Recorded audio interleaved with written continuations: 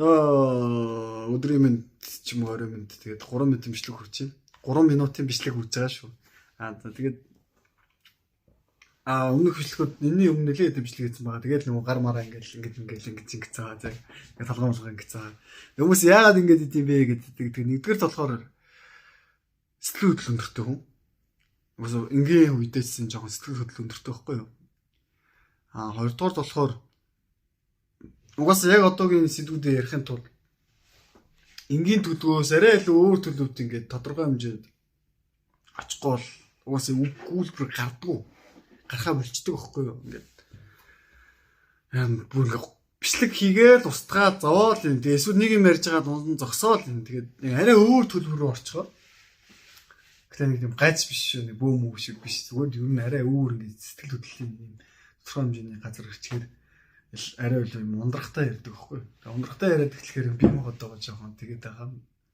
Энийгээ засах гэж хичээнэ.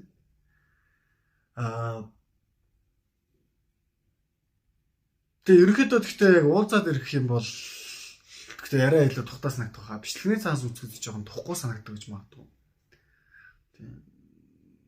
Тэгээд яг энэ алдаагаа жоохон засах гэж зарим үед хичээж байгаа, зарим үед мартчихад байгаа. Тэгээд яг амьдрал даахуудаа хийж байгаа зүйл зарим утгаараа яг одоогийн ярьж байгаа сэдвүүд нь зарим нь яг тухайн момент дээр зохиогддог байхгүй. Тухайн яг бичлэгийн үед гэсэн үг шүү дээ. Хэлчихсэн санаагаа арай өөр хэлэх гэх мэтчлэг real time явдаг гэсэн үг. Тэгээ ер нь бол та нараа хизээ илүү дасах юм бэ гэхээр нэгдүгээр олон үзэд ивэл дасна. Хоёрдугаар болохоор илүү хүмүүстэй ингээ харилцсан маягаар ч юм уу тэг ингээ подкаст маягаар ч юм уу өөр маягаар ингээ бичлэг хийдэг болох юм бол тэр үед илүү дасгах.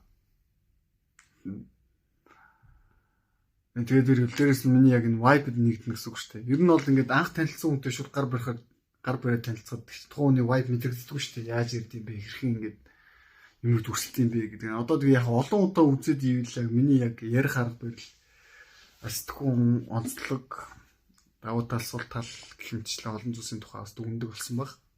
Яг төлөв үнэн дүгнэх боломжгүй ч гэсэн эзээч ингээд хамт бүр ингээд биеэрээ уулздаг өдөр болгон уулздаг хүмүүс хүртэл би энэ төгс мэдрэх боломжгүй шүү дээ. Гэхдээ тодорхой хэмжээнд нэг юм түүлэл хүрсэн баг.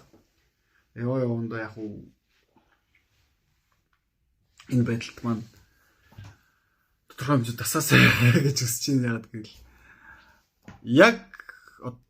яг энэ сэдвийг ярихын тулд харин тодорхой хэмжээний сэтгэл хөдлөл өндөр сэтгэл хөдлөл хэрэгтэй байдаг. Тийм болохоор мөрөө төлөв рүү орж байгаа ярьдаг. Гэтэ энэ галзуу гэсэн үг биш, гаж гэсэн үг биш. Зүгээр л жоохон нэг юм хөдөлгөөнд байгаа. Тэгээд дээрэс нь real time хийх гэж хичээдэг. Яг тухайн моменттой харин бас дахиад нэг шин санаач гэсэн олоод хилчхий сан гэсэн бодлоор хийдэг байхгүй.